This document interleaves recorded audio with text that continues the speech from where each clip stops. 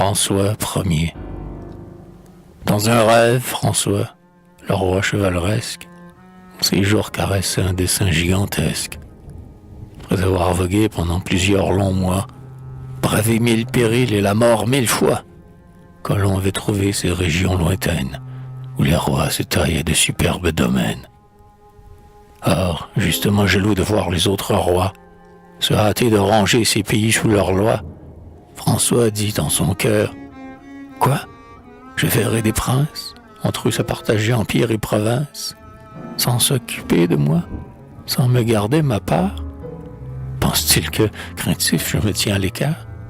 Mon drapeau flottera sur de lointaines ondes, et la foi par mes soins éclairera les mondes. » Un jour qu'il était seul au fond de son palais, loin du bruit de la rue et de l'œil des valets, il tomba tout à coup dans un sommeil étrange.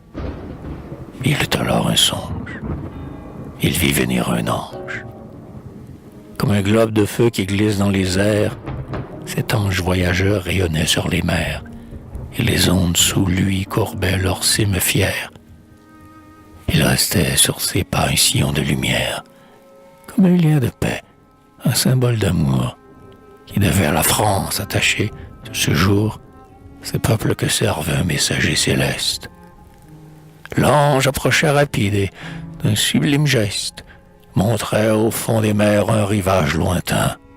« Vois-tu, s'écria-t-il, ô vaillant souverain, vois-tu cet autre monde enseveli dans l'ombre, quand l'Europe à son tour, comme un vaisseau qui sombre, aura vu s'entr'ouvrir, dans la suite des temps, le gouffre de l'oubli sous ses pas hésitants? Le monde, jeune encore, plein de sève et de vie, verra toute la terre à ses lois asservies.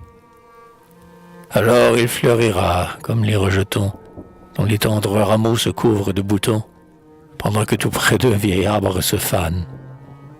Jusqu'ici, cependant, c'est dans un but profane que les grands de l'Europe ont envahi ses bords, leur immense avarice à chercher des trésors. Mais toi, va du Seigneur publier la clémence. Va porter en ces lieux la divine semence. » Ainsi parlait cet ange, et le son de sa voix vibrait comme le cor qui sonne sous les bois. Il s'approcha du prince, et sa lèvre vermeille lui murmura tout bas d'autres mots à l'oreille. François, son sommeil aussitôt s'éveillant, vit se fondre dans l'air un fantôme brillant. Le soleil n'avait pas de ses rayons d'opale éclairait bien souvent la grande capitale, lorsque, devant le trône, un illustre marin vint tenir ce langage au jeune souverain. De ses feux bienfaisants l'astre du jour inonde, sans jamais se lasser, tous les peuples du monde. Il part l'Orient des plus vives couleurs, l'Occident se réchauffe à ses douces ardeurs. Ainsi de notre foi, la céleste lumière devrait illuminer la terre tout entière. Et j'ose croire, ô roi, que le désir de Dieu est qu'elle soit bientôt répandue en tout lieu. Elle est, comme le jour de l'Orient sorti, sa course à l'Occident ne s'est pas ralentie.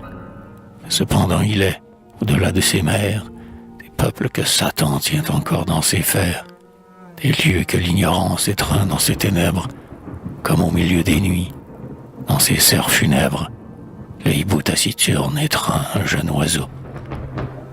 Prince, ne faut-il pas qu'enfin de son flambeau, la foi daigne éclairer ces malheureux rivages? Dieu ne refuse pas aux nations sauvages qui vivent, comme l'ours, au milieu de leur bois, le rayon du soleil qui brille sur nos toits. Ne veut-il pas aussi, ce Dieu, dans sa clémence, que la lumière arrive à leur intelligence et que leur cœur, rempli de respect et d'amour, sache adorer enfin et prier chaque jour?